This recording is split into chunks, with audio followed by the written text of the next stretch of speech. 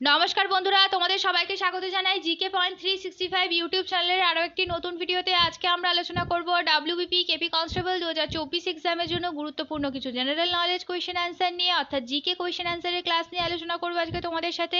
আমাদের এই যে জিকে কোয়েশ্চেন অ্যান্সার ক্লাসের সিরিজটি হচ্ছে, এর মধ্যে যে ভিডিওগুলি আসছে প্রত্যেকটি ভিডিওই কিন্তু তোমাদের জন্য ভীষণই গুরুত্বপূর্ণ। কোনো ভিডিও তোমরা স্কিপ করো না। এই ভিডিওগুলির মধ্যে যে প্রশ্ন আলোচনা করা হবে প্রত্যেকটি প্রশ্নই কিন্তু তোমাদের জন্য খুবই গুরুত্বপূর্ণ, কারণ এই প্রশ্নগুলো তোমাদের হুবহু পরীক্ষায় কমন পড়ার কিন্তু খুব চান্স রয়েছে। সেই কারণে ভিডিওগুলো স্কিপ করো না। সাথে থাকছে গুরুত্বপূর্ণ প্রশ্ন সংক্রান্ত নানান তথ্য, সেই তথ্যগুলোও তোমাদের জন্য গুরুত্বপূর্ণ এবং ব্যাখ্যা সহকারে প্রত্যেকটি প্রশ্নের আলোচনা কিন্তু তোমাদের সাথে করা হবে। ভিডিওগুলো শেষ পর্যন্ত সেই কারণে তোমরা দেখতে থাকো। ভিডিও যদি ভালো লাগে অবশ্যই আমাদের চ্যানেলটিকে সাবস্ক্রাইব করো, সাথে থাকা বেল বাটনটা ক্লিক করে রেখো ফর অল নোটিফিকেশন। ভিডিওটিকে একটি লাইক করো, তোমার বন্ধুদের সাথে ভিডিওগুলি শেয়ার করে দিও। তাহলে চলো আজকের ভিডিওটা শুরু করা যাক। 1 নাম্বার প্রশ্ন, কাশ্মীরের কোন শহরটি স্যাফরন টাউন অফ কাশ্মীর নামে পরিচিত? খুব গুরুত্বপূর্ণ একটি প্রশ্ন। কাশ্মীরের কোন শহরটি স্যাফরন টাউন অফ কাশ্মীর নামে পরিচিত? সঠিক উত্তর হয়ে যাবে অপশন সি, পাম্পোর শহরটি স্যাফরন টাউন অফ কাশ্মীর নামে পরিচিত। জাফরান বা স্যাফরন এটি হলো একটি মশলা যা খাবারের রং হলুদ এবং স্বাদের জন্য ব্যবহার করা হয়।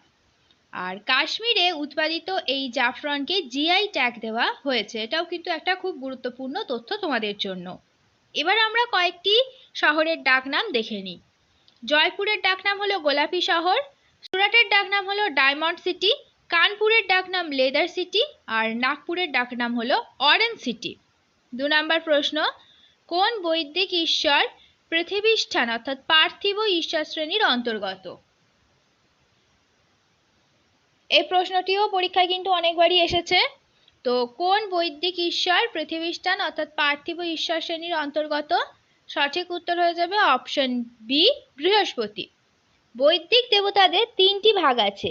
তো 3টি ভাগের মধ্যে একটি হলো পৃথিবীষ্ঠান অর্থাৎ পার্থিব ঈশ্বর, দ্বিতীয় হচ্ছে আন্তরিকস্থান অর্থাৎ বায়বীয়, আর তৃতীয় হচ্ছে দুস্থান অর্থাৎ স্বর্গীয়। 3 নম্বর প্রশ্ন দেখি, পাইলই কোন রাজ্যের নববধূদের দ্বারা পরিধান করা একটি বিশেষ বিয়ের পোশাক? পাইলই এটি কোন রাজ্যের নববধূরা বিয়ের দিন পরে থাকে এই পোশাকটি? সঠিক উত্তর হয়ে যাবে অপশন ডি, মণিপুরের নববধূরা পাইলই পোশাকটি বিয়ের দিনে পরিধান করে থাকে। 4 নম্বর প্রশ্ন দেখি, মাটিতে জল ঢোকার প্রক্রিয়াকে কি বলা হয়? মাটিতে যে জল ঢোকে তো সেই প্রক্রিয়াকে বলা হয় অপশন এ অনুপ্রবেশ। 5 নম্বর প্রশ্ন, ভারতের সংবিধানের একাদশ তফসিলে কয়টি বিষয় তালিকাভুক্ত করা হয়েছে? ভারতের সংবিধানের একাদশ তফসিলে কয়টি বিষয় তালিকাভুক্ত করা হয়েছে? সঠিক উত্তর কি হবে? সঠিক উত্তর হয়ে যাবে অপশন এ 29টি বিষয় ভারতের সংবিধানের একাদশ তফসিলে তালিকাভুক্ত করা হয়েছে। 29টি বিষয় মোট। তো 1942 সালের 73তম সংশোধনীতে 243 নম্বর অনুচ্ছেদ ধারণকারী পঞ্চায়েত এই শিরোনামে যে সংবিধানটি ছিল সেই সংবিধানে একটি নতুন অংশ 11তম তফসিল যুক্ত করা হয়েছে। পরের প্রশ্ন দেখি, নিম্নলিখিতগুলির মধ্যে কোনটি ষোড়শ মহাজনপদের রাজধানী শহর ছিল না? ভালো করে প্রশ্ন দেখো, কোনটি মহাজনপদের রাজধানী শহর ছিল না? সঠিক উত্তর হয়ে যাবে অপশন বি, অবন্তী কিন্তু কোনো মহাজনপদের রাজধানী শহর নয়। অবন্তী হলো যে 16টি মহাজনপদ ছিল তার মধ্যে একটি। বৌদ্ধ গ্রন্থ অঙ্কুত্তর নিকায় অনুসারে অবন্তী খ্রিস্টপূর্ব 6ষ্ঠ শতাব্দীর 16টি মহাজনপদের মধ্যে একটি ছিল।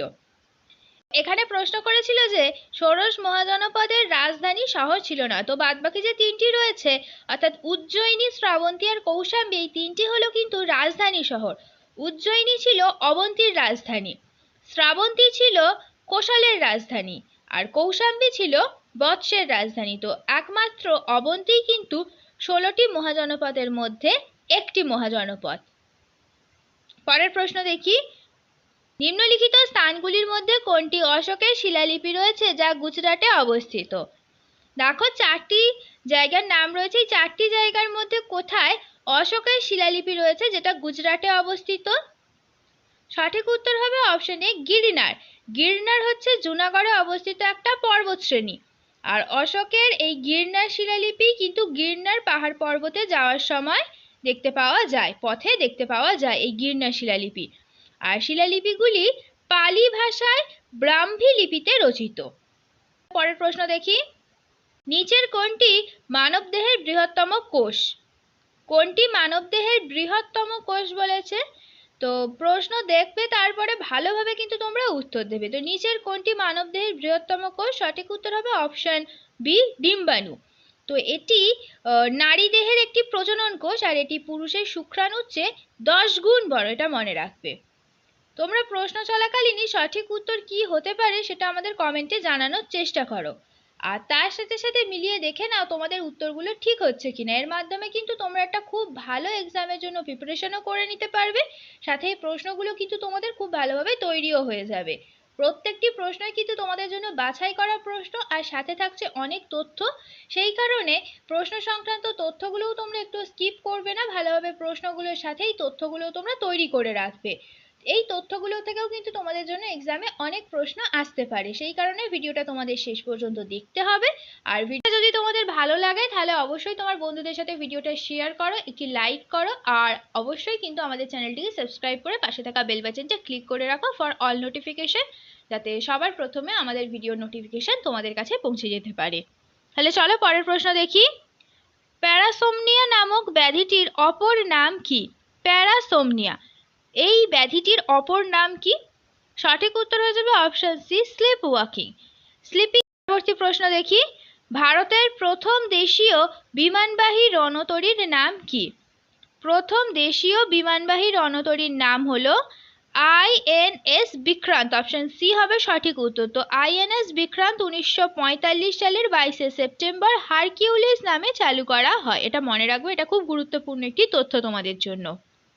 পরের প্রশ্ন, পর্যায় সারণীর প্রথম শ্রেণীর কোন নরম ধাতুটি বাতাসের সংস্পর্শে আসার কয়েক সেকেন্ডের মধ্যে নষ্ট হয়ে যায়? সঠিক উত্তর কি? সঠিক উত্তর হবে অপশন বি সোডিয়াম। সোডিয়াম ধাতুটি বাতাসের সংস্পর্শে আসলে কয়েক সেকেন্ডের মধ্যেই কিন্তু নষ্ট হয়ে যায়। পরের প্রশ্ন দেখি এবার, গৌড়মারিয়া কোন রাজ্যের একটি গুরুত্বপূর্ণ আচারিক নৃত্য? গৌড়মারিয়া এটি কোন রাজ্যের একটি গুরুত্বপূর্ণ নৃত্য? সঠিক উত্তর কি হবে? সঠিক উত্তর হবে অপশন এ ছত্তিশগড়। পরের প্রশ্ন দেখি, খাজুরাহো নৃত্য মহোৎসব প্রতি বছর আয়োজিত হয়, তো এই উৎসবটি সাধারণত পালিত হয় কোন মাসে? খাজুরাহো নৃত্য মহোৎসব এটি পালিত হয় মধ্যপ্রদেশের খাজুরাহো মন্দিরে, আর এটি কোন মাসে পালিত হয়? সঠিক উত্তর হবে অপশন ডি ফেব্রুয়ারি মাসে। পরের প্রশ্ন দেখি, রণপ্পা নৃত্যটি কোন রাজ্যের অন্তর্গত? রণপ্পা এই নৃত্যটি কোন রাজ্যের অন্তর্গত? সঠিক উত্তর হবে অপশন এ ওড়িশার অন্তর্গত হচ্ছে রণপ্পা নৃত্য। পরের প্রশ্ন দেখি এবার, নিচের কোন শাস্ত্রীয় নৃত্যের সঙ্গে ভেমতি চিন্না সত্যম যুক্ত ছিলেন? নিচের কোন শাস্ত্রীয় নৃত্যের সাথে ভেমতি চিন্না সত্যম যুক্ত ছিলেন? ভেমতি চিনা সত্যমের নাম সবাই আমরা জানি, এটি যুক্ত হচ্ছে অপশন সি কুচিপুড়ি নৃত্যের সঙ্গে। তো ভেমতি চিন্না 1963 সালে চেন্নাইতে কুচিপুড়ি আর্ট একাডেমি একটা প্রতিষ্ঠা করেন। পরের প্রশ্ন দেখি, বিখ্যাত লোকশিল্পী গুলাবো সাপেরা 2016 সালে পদ্মশ্রী পুরস্কার প্রাপক ড্যাশ নৃত্যের একজন উদ্যোক্তা। তিনি কোন নৃত্যের একজন উদ্যোক্তা যিনি 2016 সালে পদ্মশ্রী পুরস্কার পেয়েছেন? গুলাবো সাপারো, তিনি হলেন একজন কালবেলিয়া নৃত্যের উদ্যোক্তা। কালবেলিয়া নৃত্য কোথাকার নৃত্য? এটি হলো ভারতের রাজস্থানের একটি ঐতিহ্যবাহী লোকনৃত্য। পরের প্রশ্ন দেখি এবার, নিচের কোন লোকনৃত্য রাজ্যের নারী ও পুরুষ উভয় পরিবেশন করতে পারে? কোন লোকনৃত্যটি নারী পুরুষ উভয় মিলেই পরিবেশন করতে পারে? সঠিক উত্তর হবে অপশন ডি ফ্যাক ডান্স। ফ্যাক লোকনৃত্যটি হচ্ছে হরিয়ানার একটি লোকনৃত্য, এটা মহিলা আর পুরুষ উভয়ই সঞ্চালিত করতে পারে। আর এই নৃত্যটি হয় ফাল্গুন মাসে, আর এই নৃত্যের জন্য ব্যবহৃত বাদ্যযন্ত্র হচ্ছে তাসা, নাগারা আর ঢোল। ফাল্গুনের গান বা ঐতিহ্যবাহী গান পুরুষেরা গেয়ে থাকেন, আর এই নৃত্যটি হচ্ছে ফ্যাক ডান্স। শেষ হলো আজকের ভিডিও। আজকের পর্বে আমরা আলোচনা করলাম ডাব্লিউবিপি কেপি কনস্টেবল 2024 এক্সামের জন্য গুরুত্বপূর্ণ কিছু জেনারেল নলেজ কোয়েশ্চেন আনসার নিয়ে। যে জিকে প্রশ্নগুলো আমরা আলোচনা করলাম সেই প্রত্যেকটি প্রশ্ন কিন্তু তোমাদের জন্য ভীষণই গুরুত্বপূর্ণ, সেই কারণে একটু স্কিপ না করে শেষ পর্যন্ত তোমরা ভিডিওটা দেখো। ভিডিওটা যদি ভালো লাগে তাহলে অবশ্যই কিন্তু আমাদের চ্যানেলটিকে তোমরা সাবস্ক্রাইব করো, সাথে ভিডিওটিকে একটি লাইক করো, তোমার বন্ধুদের সাথে কিন্তু ভিডিওটি শেয়ার করতে ভুলো না। এই গুরুত্বপূর্ণ ভিডিওটা তোমার বন্ধুদের সাথেও শেয়ার করো এবং আমাদের কমেন্টে জানাও ভিডিও তোমাদের কেমন লাগলো। আর প্রশ্ন চলাকালীন সঠিক উত্তর তোমরা ভিডিওর কমেন্টে জানানোর অবশ্যই চেষ্টা করো, তার মাধ্যমে কিন্তু তোমাদের খুব ভালো একটা প্রশ্নের উত্তরগুলো তৈরি হয়ে যাবে এবং তোমরা বুঝতে পারবে তোমাদের কতটা তৈরি হলো এবং তোমরা কে কত স্কোর করছো, এটাও কিন্তু তোমরা আমাদের কমেন্টে জানাবে। তাহলে চলো, দেখা হচ্ছে তোমাদের সাথে পরবর্তী ভিডিওতে। ততদিন ভালো থাকো, ভালো রাখো, এইভাবে আমাদের তোমরা ভিডিও দেখতে থাকো, আমাদের আরো উৎসাহিত করতে থাকো। ধন্যবাদ।